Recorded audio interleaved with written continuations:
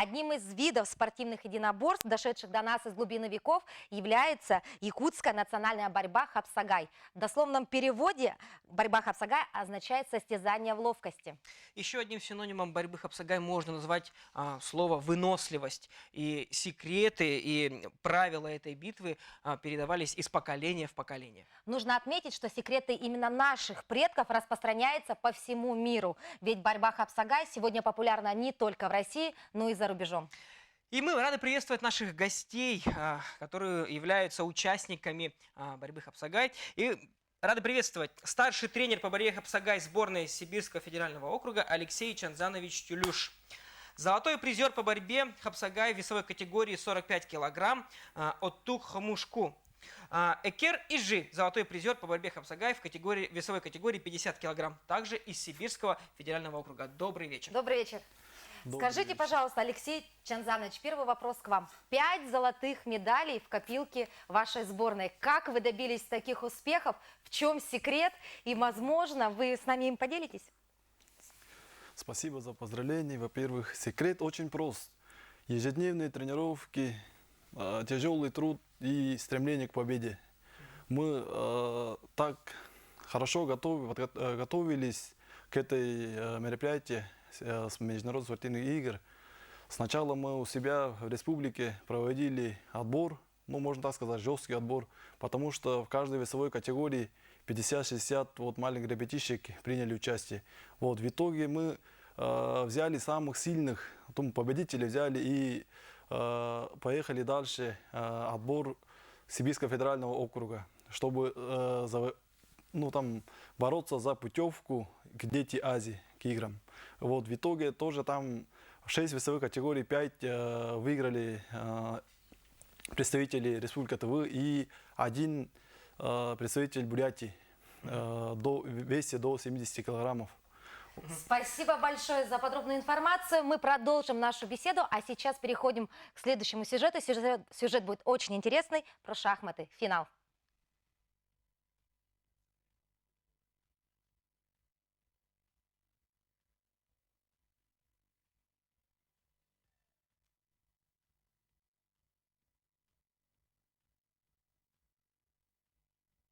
Маленькие технические неувязочки у нас произошли, но мы обязательно покажем вам этот сюжет сегодня, возможно, даже завтра. Главное, чтобы вы дождались. И мы вернемся к нашим гостям. Мы продолжаем беседу тогда с нашими гостями. Ребята, переходим к вам.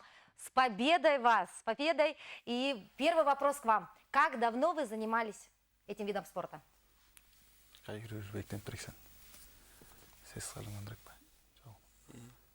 С 8 лет Экер занимается борьбой. У нас есть национальная борьба, хуреш называется.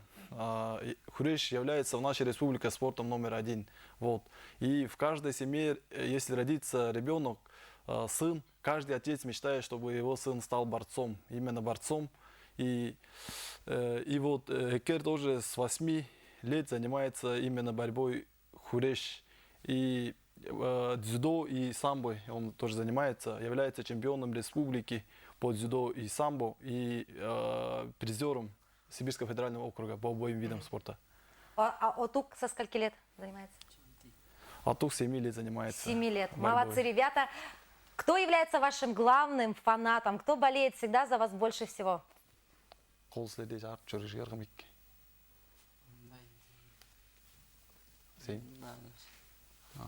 Родные и близкие, в основном это мама, их мама очень сильно переживает за них. Как всегда, мамы, конечно, мне кажется. мама всем сердцем, всей душой болеет, переживает. Наверное, наряду с участниками еще и мама присутствует, наверное, духом присутствует во время сражений, конечно. Алексей Чанзанович, а вы как тренер считаете себя строгим тренером? Нужно все-таки мальчиков держать именно в такой дисциплине, или вы все-таки более мягкий тренер? Как сказать, в каких-то местах и случаях надо быть жестким, и в каких-то там тоже надо общаться с ребятишками там нежно, мягко, даже можно так сказать. Тренер, это есть отец, это есть старший брат, это есть наставник. Мы продолжаем эфир программы «Быстрее, выше, сильнее», и мы продолжаем беседовать с нашими гостями из Сибирского федерального округа. Отук и Экер. С чем помимо Хапсагая вы еще увлекаетесь? Қандай спорт түрлерімен заниматься тұрсыздар? Осы күрештен. Остуреш.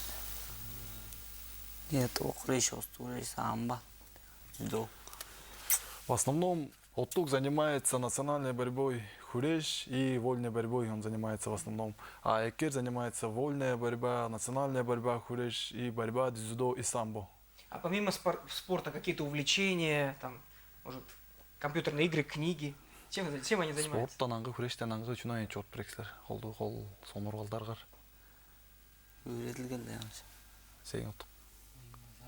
Чар жасылайын. В основном учеба и конные скачки. Конные скачки. Да. Ну, это, наверное, у вас национальный тоже, да, вид спорта. Вам это тоже национальный- очень наш интересно, да? национальный вид спорта очень популярен в нашей республике. Конные скачки, борьба хуреш и стрельба из лука. Ребята, а скажите, кто из соперников для вас был самый такой сильный соперник именно в 6-х международных играх Дети Азии? Қамылда хуреш жиргерге берге oldu. Петуға маңызыл. Петуға сағызғазы. У Экера была самая тяжелая, напряженная схватка была именно с местным борцом Якутия №1 с командой. Потому что у него была первая схватка первым номером. И у Атука также якутским борцом, местным якутским борцом у него это была самая трудная схватка, который занял второе место, в итоге стал этот борец. И мы знали и целенаправленно, усердно готовились именно к борьбе Хапсагай, потому что знали, что нашими прямыми конкурентами будут именно якутские борцы. Это вот мы сейчас наблюдаем за фрагментом за борьбой, в которой участвует Оттук. Он участвует с нашим, да, с республики. Ну, был проведен отличный прием. Это, наверное, был как раз победный, наверное, прием, да? да, Благодаря да, этому одержал победу. Вот Оттук прием начал делать, и потом первый коснулся голова якутского борца. Первая голова была все-таки у якутского борца, да? Как вы прокомментируете именно профессионализм исполнения этого приема? Вы как тренер, как специалист, что скажете о проведенном приеме? Можно так сказать. Алтук в этой встрече, он специально ждал действия якутского борца, и мы специально для этого и готовились. Ну, похитрил, можно так сказать, чтобы этот якутский борец начал делать действия, а Алтук потом пропустили его и сам во вторым номером начал работать. То есть хитрость тоже должна присутствовать, да? Конечно, Тактика и хитрость. Тактика. Отлично. А скажи, пожалуйста, вот, Экер, твоя схватка, вот в чем была сложность именно твоей схватки? Чизбер голованьки. Қолдан башталып тұрды. Онсында. Онынан. Ну, всегда первая схватка очень трудная.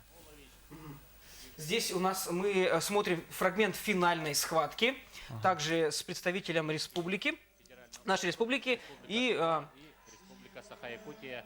четкие моменты видны, где самая кульминация идет схватки. Вот здесь после броска сразу было видно, что Экер сам даже видел, что он понял, что он победил. Да, со стойки как взял, да, ногу на соперника и третья О, золотая. А вот это, наконец-то да, эмоции, да? Да, Вот они, прокомментируйте, да, эмоции. что это было? Это какой-то ритуальный танец или как? Да, красиво. Обязательный почетный круг победителя с флагом, конечно. Приглашает за свои средства наших спортсменов, юных спортсменов и масс-рестлеров. Ну, замечательные фрагменты. Спасибо большое нашим корреспондентам, которые всегда готовы нам, да, показать, готовы самые свежие, интересные моменты спортивных состязаний. А скажите, пожалуйста, вот вы считаете, что сборная Якутии, она, одна из самых сильнейших, да, и вы готовились именно к схваткам именно с нашими, да, спортсменами. По вашему мнению, в чем, может быть, ошибки наших спортсменов или чего не хватает нам, чтобы вот получить такие же золотые медали у ребят? В нашей национальной борьбе хуреш мы в основном боремся в национальных одеждах, в сапогах и национальная одежда у нас, трусы и Пояс вот, там. да, верхняя, которая часть. И у нас же это, круг тоже нету. Круг нету, и время тоже ограничений нету. Мы боремся в течение 10 минут, и потом обоюдный захват. Правый захват, левый захват. И потом там, если там никто не сможет победить, у нас вот такой захват тоже будет. Ага.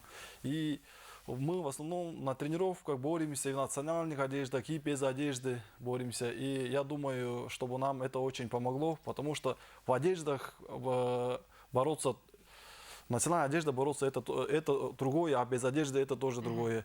Например, там в одеждах тоже очень много приемов есть, и без одежды тоже очень много приемов есть. Вот в чем наша фишка, лично мое мнение. Скажите, вот танец последний ритуальный. О чем этот танец, что он означает? Это танец орла. Это пришло к нам от наших предков. Это когда танцуем танец орла, поднимается дух. Дух поднимается. И как будто там невидимая сила прибавляется. То есть неважно, победил ты или проиграл, Нет, все только равно. победитель. Только победителем. Только победитель. То есть дух только у Танцует. победителей. Ну вот, наверное, да. Благодаря этому духу и появляется, наверное, победа. Вопрос такой. Расскажите про первые эмоции ваших близких, когда вы дозвонились и сказали, что победа. Тилек başımda толықмай істер бір анда. 봄이도 Вон де. 이 Он чудеді вон. Тилек болдым деген. 네 그때 말았 그때 Сей.